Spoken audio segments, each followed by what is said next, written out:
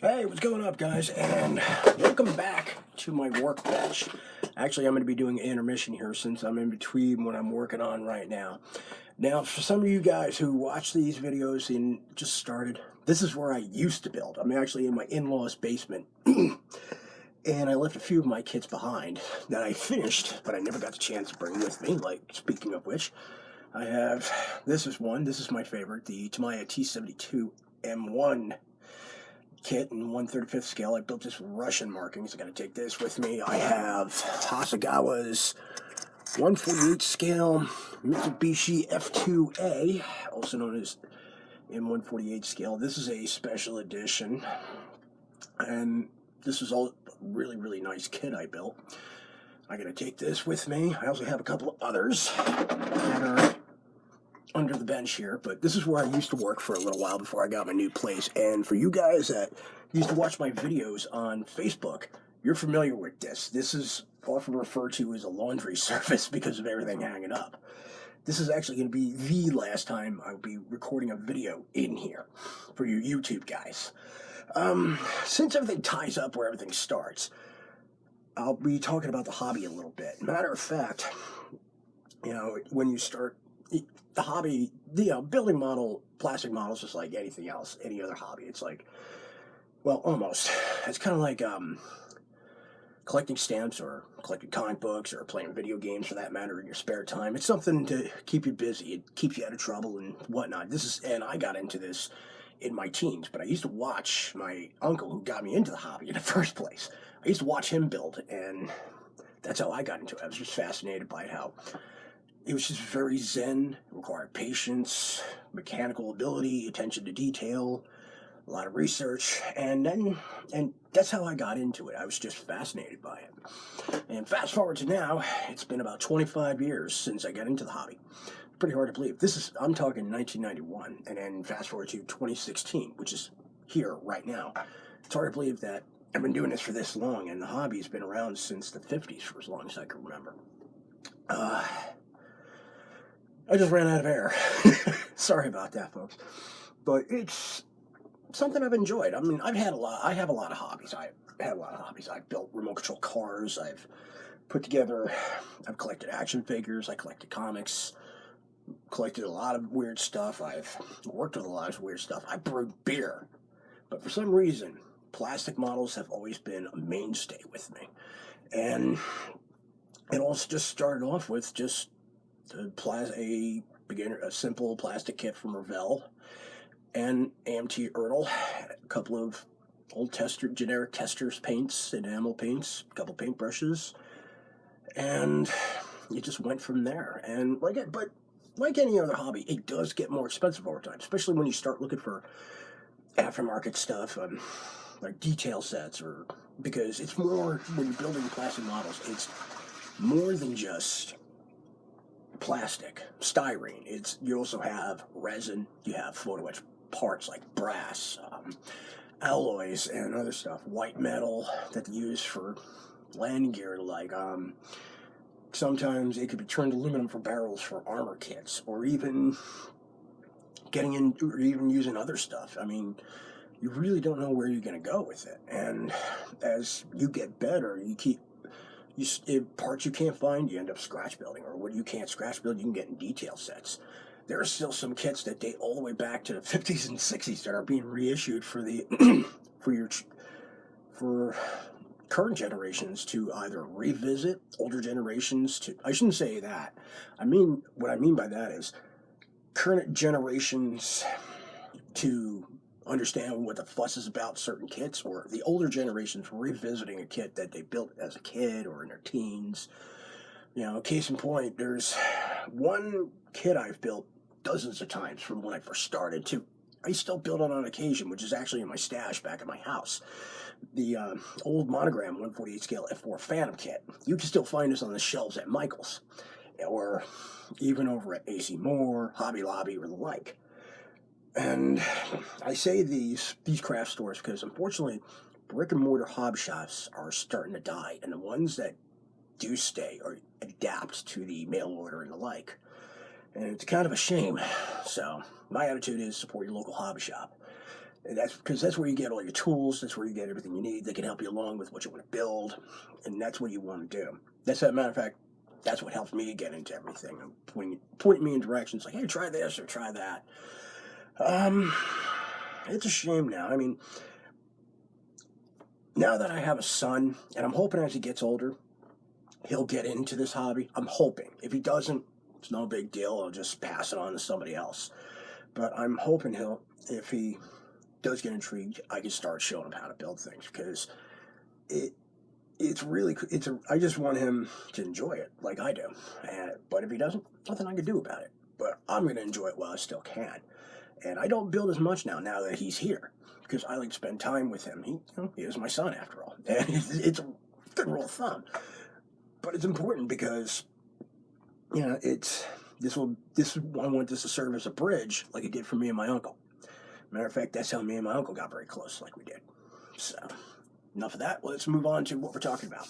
If for one of you guys who just run across my video by accident, if you're just casually looking for something to check out, I'm going to point out to you there's certain things, if you get into the hobby, all you really need are the basics. All you need is paint, all you need is a sharp knife, snips, and glue. That's all you really need. There's the 4 basics.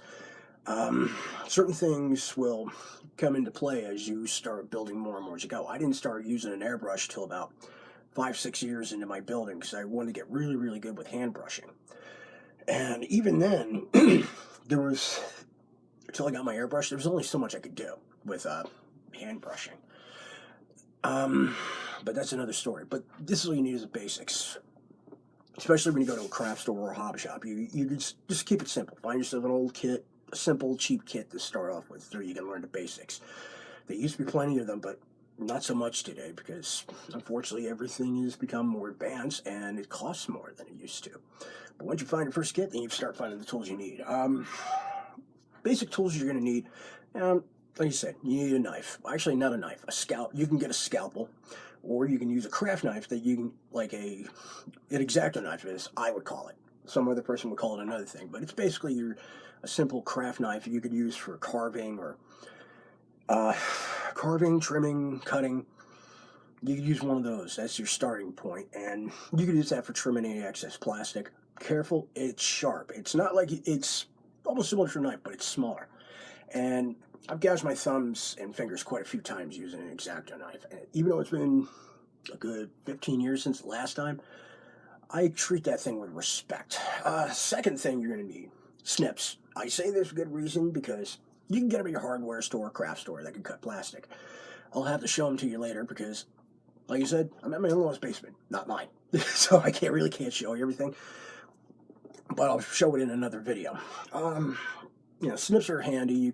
They're good for cutting off plastic parts. Make sure you have your hand covered so if you cut the part, it don't go flying on you. Other things you need, paints.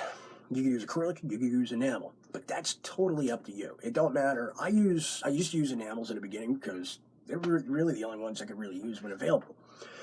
Then I switched to acrylics because I learned how to use them, and they're less offensive in the odor department, but they're also easier to clean up. But enamels the problem with enamels is you need to use a certain kind of thinner or brush cleaner with them.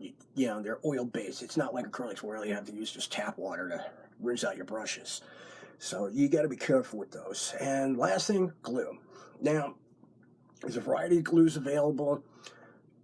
The best ones to use are liquid cement and regular tube glue. Testors does make 2 kinds of tube glue. They have one in a weird container, and they have one in your typical tube.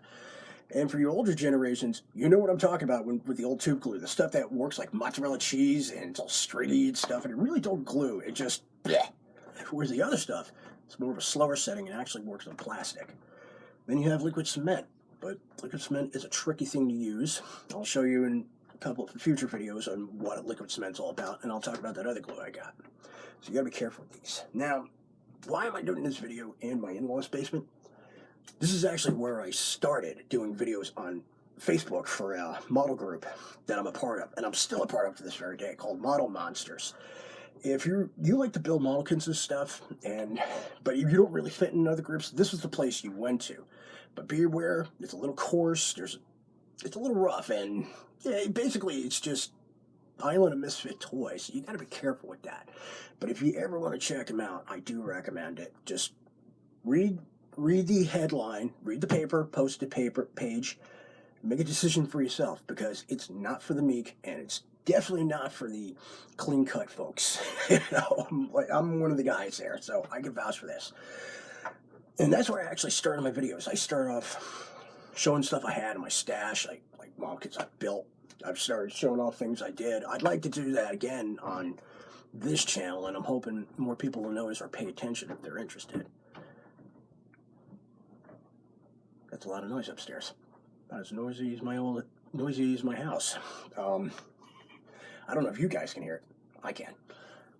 But that's where I used to just share with people and and this is what I used to hear. It took me, now I'm starting over again, because it's kind of basic for me.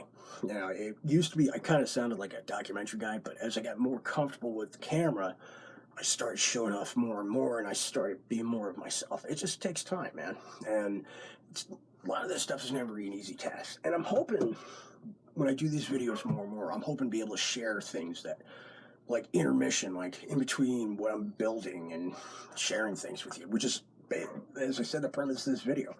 Basically, I'm a model builder who works during the day as a welder, and then I just come home, spend time with my family, take a break from that, go work on something to relax a little bit, and hopefully share with others. That's what I want to do. In case anybody wondering why I'm looking down, I have an old kit that I built before I left, moved out, me and my wife. This is actually another one I have. This is from the old Ariotaki kit. This is the KI-84 Frank. I forgot I still had this at the bottom. I also have a couple of F-15s and a Dragon 1/35th scale M1A1 heavy armor Abrams kit. That is a pig of a kit. It was just awful. I mean, it's accurate, and it was the first one that was actually brought up, but it was just an awful, awful kit. I hated that thing. I hated putting it together, but once I got everything done, it was just satisfactory. I'll show it to you one day. Once I get everything established in my house, like getting the shelf, the desk, and I keep saying this time and time again, but unfortunately, everything takes time, one step at a time. Once I get everything established and set and ready to go, as you see my bald head, I'm just picking up things like always. Once I get everything established, you'll start seeing things. I'll start showing more. I'll start talking a little more. And like I said, there's a lot of stuff on my shelf I want to share with. I mean, I got ideas and themes I want to do. I mean, there's things I want to discuss. Like I said, kits I want to talk about. I just like to share with people. And yeah, when I was younger, and especially in my teens, it was kind of awkward, so people couldn't really get it. I guess when you're a teen, it's one thing when you're so self-conscious. But now with the internet and YouTube and the like, you find out there are people just as nerdy as you are who like to share things with people. Yeah, I was wondering where this went. Or parts. For an old airbrush I got. Now with the social media and the internet and everything, it's great to share with everybody. And you find people just like you and who love to share and say, hey, what you working on, or what you working on? I've met a lot of friends across the world that I talk to, I'm actually closer to than I used to be with friends for childhood, which is kind of a bummer, but at the same time, it's great. So it's one of those, it's just great with it. And what can you do? There's a couple of people I'm starting to get rather close to now because of this hobby, or people I thought I would never ever talk to that I'm very good friends with. It's the effect. It's just amazing how something brings everybody together. And you know what? I'm looking forward to start doing more and more of these videos. So this will be the last video I will ever do here. So say goodbye to the laundry shop, or the laundry service, I should say, dry cleaning and stuff, and say hello back to my new digs. I will talk to you guys next time. Have fun, take it easy, and happy modeling at the new place. Take your time and have fun.